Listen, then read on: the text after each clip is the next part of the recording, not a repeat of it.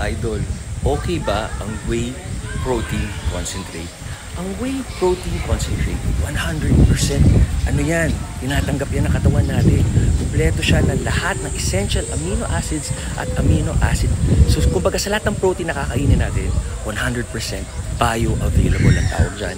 Next na yung egg whites, and then nandiyan ang chicken breast, and then nandiyan na yung mga fish, lean meat, ganyan. So, iba yung whey protein. Pero syempre, lagi natin sinasabi na advocate na kunin natin sa healthy eating.